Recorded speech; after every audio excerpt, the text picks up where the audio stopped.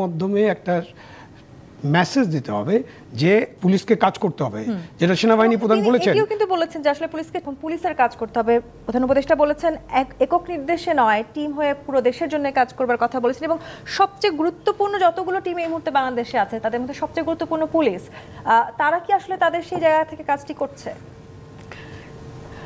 শুনেন, আমরা এত বছর যা দেখেছি, আমি বলবো যে শিশুদেরকে ডেকেছি, পথ শিশু, হ্যাঁ, ওদের সঙ্গে ডায়লগ করছি।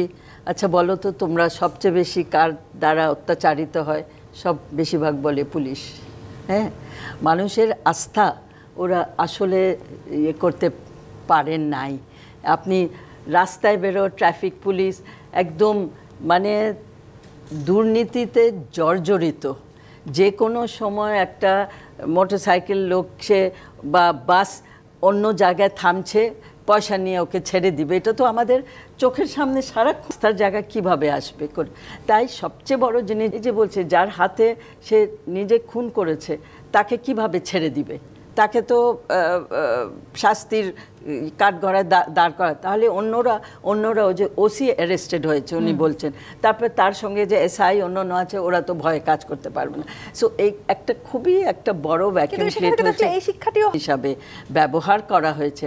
এটা এত তাড়াতাড়ি যাবে না। পরে আমি কিন্তু কোনো পক্ষ নিচ্ছি না, আমি বলছি ইমিডিয়েটলি এটা খুবই শক্ত হাতে পুলিশের মধ্যে ডিসিপ্লিন ফিরিয়ে আনতে হবে। এবং আপনার কি মনে হচ্ছে এই যে তো করতে হবে? তো আজকে আমাদের মাননীয় প্রধান উপদেষ্টা বলেছেন যে আসলে পুলিশ ফোর্স যদি ঠিক না হয় তাহলে এই দেশের উন্নতি, দেশের উন্নয়নে, দেশের শান্তি কিছুই আসবে না। আর উনি নারী নির্যাতনের বিষয়, শিশু নির্যাতনের বিষয় উনি খুবই জোর দিয়ে আজকে কিন্তু বলেছেন যে এগুলো আমাদেরকে আনতে হবে। এবং একটা জিনিস মনে রাখেন, দেশে যখন আইন শৃঙ্খলার অবনতি ঘটে সবচেয়ে আগে কিন্তু নারী শিশুরা কিন্তু ভুক্তভোগী হয়, সাফার করে। এই জিনিসটা, এটার সঙ্গে একটা লিঙ্ক আছে। কিন্তু আজকে যে ঘটনাগুলো ঘটছে এটার সঙ্গে কিন্তু আইন শৃঙ্খলার অবনতির কিন্তু একটা লিঙ্ক আছে। আবার অনেকে বললে পরবর্তী রাজনৈতিক সরকার তাদেরকে কি চোখে দেখবেন সেটা নিয়ে তাদের মনে এক ধরনের সন্দেহ আছে এবং সে কারণেই তাদের মাঝে কাজ করা নিয়ে অনাগ্রহ। সেটাই কি আসলে মূল কারণ?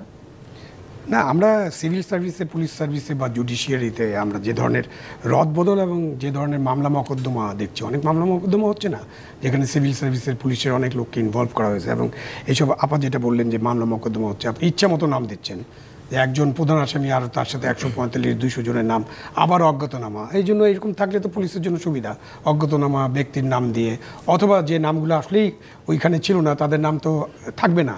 তো সেগুলোর ব্যাপারে তো আমাদের আইন উপদেষ্টা বা আমাদের যাদের কাজ করার কথা সেখানে আমরা কোনো উন্নতি দেখিনি এখন পর্যন্ত। অনাগ্রহ আছে এটা বলবো না, কিন্তু তাদের মধ্যে শঙ্কা আছে, ভয় আছে, এটা ভয় আছে, শঙ্কা আছে। কেন এই শঙ্কার প্রমাণটা কি? আপনি দেখেন একটা ডিসি চলতে শিট লিস্টে ইন্টারভিউ ডাকা হয়েছে, 49% ইন্টারভিউয়ে হাজির হয়নি। এবং তাদেরকে যখন সাংবাদিকরা বা কেউ জিজ্ঞাসা করেছেন তারা বলেছেন না, আমরা কেন হতে পারলাম না, আর এখন আমি হতে চাই না। তো তার মানে কি? তার মানে আমাদের সিগন্যালটা রং সিগন্যাল যাচ্ছে। কিভাবে রং সিগন্যাল? আপনি হঠাৎ করে রিটার্নিং অফিসার যারাই ছিলেন তাদের সকলকে ওএসডি করতেছেন অথবা তাদের চাকরি থেকে বের করে দিয়েছেন। এখন ধরেন রিটার্নিং অফিসারের দায়িত্ব কি? আপনি আইন অনুযায়ী দেখেন, একজন রিটার্নিং অফিসারের অধীনে অ্যাভারেজ 200 থেকে 250 কেন্দ্র থাকে। কেন্দ্রের মূল দায়িত্ব হলো প্রিজাইডিং অফিসারের। কেন্দ্রে কীভাবে ভোট নেওয়া হবে, কেন্দ্রে কীভাবে ভোট গ্রহণ করবে, কীভাবে ভোট গণনা করা হবে, কীভাবে ব্যালট বাক্স ঠিক করা হবে, কীভাবে কেন্দ্রের শৃঙ্খলা রক্ষা করা হবে, এবং কেন্দ্রে ভোট বাতিল করার ক্ষমতা ওই প্রিজাইডিং অফিসারের। সেখানে রিটার্নিং অফিসারে কিন্তু কিছু করার থাকে না। তো আপনি যখন রিটার্নিং অফিসার মানে ডিসি যা রিটার্নিং অফিসার হয়েছে, এবং আপনি রিটার্নিং অফিসার যে কাউকে করতে পারেন, ডিসিকে করার দরকার নেই। সেই কারণে এখন দেখেন কেউ ডিসি হতে চায় না, তো এই জন্য কেউ এসপি হতে চাবে না। তো এখন ডিসি, এসপি এরা যদি কেউ দায়িত্ব নিতে না চায় তাহলে কিন্তু এটা রাষ্ট্রের জন্য ভালো খবর না। এটা রাষ্ট্রের জন্য একটা কঠিন খবর যে সরকারি কর্মকর্তা বা গণকর্মচারী যারা আছেন তারা দায়িত্ব পালনে শঙ্কার মধ্যে আছেন, ভয়ের মধ্যে আছেন। সেখান থেকে শঙ্কা এবং ভয়টা দূর করতে হবে। তার মানে আপনাকে মেসেজগুলো ক্লিয়ার থাকতে হবে এবং আপনাকে কোনো অন্যায্য অন্যায় সিদ্ধান্ত নিতে পারবেন না। 25 বছরে আপনি চাকরি থেকে বিদায় করছেন, এটা 1974 সালে একটা কালো আইন। সেই কালো আইন নিয়ে অনেক কথা হয়েছে। এবং এই যে মুহিত কমিশন আছে, ওনারা যে কমিশন করছেন ডক্টর ইউনূস সাহেব, মুহিত কমিশন কিন্তু রিপোর্ট যে পেশ করছে ওখানে বলা আছে যে এই 25 বছরের কালো আইনটা বাতিল করতে হবে। কমিশন একটা রিপোর্ট দিল এবং আপনি 25 বছরের কালো আইনটা ব্যবহার করলেন। তো এটা মিক্স হয়ে গেল না, যে আপনি যে কমিশন তৈরি করলেন, যে কমিশন একটা রিপোর্ট দিল। তাদের অবস্থান নিয়ে একটি গুরুত্বপূর্ণ জায়গা আছে এবং প্রধান উপদেষ্টা আজকে বলেছেন নারীদেরকে আমাদেরকে সুরক্ষা দিতেই হবে, অবহেলার কারণে সমাজে এটা দ্রুত বিস্তার লাভ করছে। এবং তিনি এটাও বলেছেন আমাদের দেশের অর্ধেক মানুষ অসহায় হয়ে পড়েছেন, সেই অর্ধেক মানুষের অসহায়ত্ব থেকে বের করে নিয়ে আসা। নানানভাবে যৌন হয়রানির শিকার হয়ে তারা যেন ভালো মানে ঠিক মতন রিয়্যাক্ট না করে, তাদেরকে সাপোর্ট না করে, সহায়তা না করে, তাহলে তো এই পরিস্থিতির অবনতি হবে। কিন্তু আমি বলতে চাই শুধু পুলিশের দায়িত্ব এটা না, এটা কিন্তু সমাজেরও দায়িত্ব। সমাজ তাদেরকে আজকে এমনভাবে হেনস্থ করে যে কে কি কাপড় পরে বের হলো, কোথায় গেল, আজকে ধর্ষণের কারণ তারাই নাকি, এরকম একটা ভাব।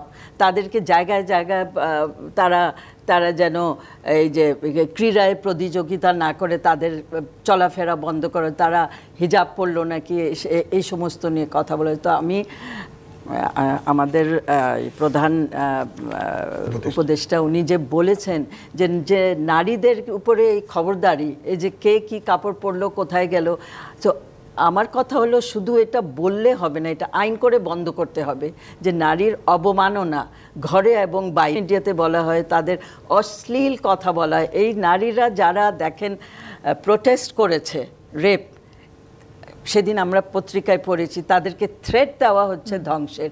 সো এগুলো কি সরকারকে তো দেখতে হবে এবং আইন করে বন্ধ করতে হবে। এবং সেই আইন কঠোরভাবে প্রয়োগ করার জায়গা আমি বলছি পুলিশের হবে। ফয়েজ আহমদ, অন্তর্বর্তী সরকার আসলে পুলিশ কিংবা আইন শৃঙ্খলা বাহিনীকে কোনো রং সিগন্যাল দিচ্ছে কিনা সেই প্রশ্নটাও করতে চাই। আবার যদি ডক্টর মোহাম্মদ ইউনূসের কথা অনুযায়ী আগামী ডিসেম্বরে নির্বাচন হয়, তাহলে হাতে আর 8 মাস আছে। এই 8 মাস পুলিশের যে নিষ্ক্রিয়তা নিয়ে আপনি কথা বলছেন, মানে আইডিয়ালি তো আমরা আসলে অনেক কথা বলি, কিন্তু প্র্যাকটিক্যালি যদি আমরা দেখি, আমাদের এখানকার একটা ট্রেডিশন হচ্ছে যখন একটা নির্বাচন ঘনিয়ে আসে তখন সে সময় আমাদের প্রশাসনের লোকেরা কাজ করতে অভ্যস্ত না, তারা একটু দেখে কি হয়। তো এই সরকার গঠনের পর থেকে যদি আপনি সেই জায়গা থেকে চিন্তা করেন, এই সরকারটা এমন একটা সরকার যে অল্প সময়ের জন্য এরা নির্বাচিত একটা দলের কাছে, নির্বাচিত জনপ্রতিনিধির কাছে ক্ষমতা দিয়ে তারা চলে যাবে। সুতরাং এই সময় একটা এই ডিলেমাটাও কাজ করে ওখানে। আরেকটা হচ্ছে যে আপা যেটা বলছিলেন যে নারীর প্রতি সহিংসতা, ধর্ষণ এবং অন্যান্য ফর্মে যে সমস্ত নির্যাতনের ঘটনা ঘটে সে বিষয়ে কঠোর আইনের বিষয়ে বলছেন। ইতিবাচক দিক হচ্ছে যে আমাদের এক্সিস্টিং যে ল আছে সেটা আরও কঠোর হচ্ছে এবং আজকে এই নীতিগত অনুমোদন পেয়েছে, হয়তো নেক্সট কমিশনের বৈঠকে, কাউন্সিলের বৈঠকে এটা চূড়ান্ত অনুমোদন পাবে। ত্রুটি নেই, চেষ্টা করছে নির্বাচনের উপযোগী একটা পরিবেশ তৈরি করা, রাজনৈতিক দলগুলিও তাদের জায়গা থেকে সহযোগিতা করছে। আমরা আশা করি নির্বাচনের সময় একটি সুন্দর, শান্তিপূর্ণ এবং সংঘাতমুক্ত ইনক্লুসিভ নির্বাচন দেওয়ার ক্ষেত্রে আজকে প্রধান উপদেষ্টা কিন্তু পুলিশকে এক ধরনের নির্দেশনা দিয়েছে পুরো এই নির্বাচনের সময় পুলিশের ভূমিকা নিয়ে।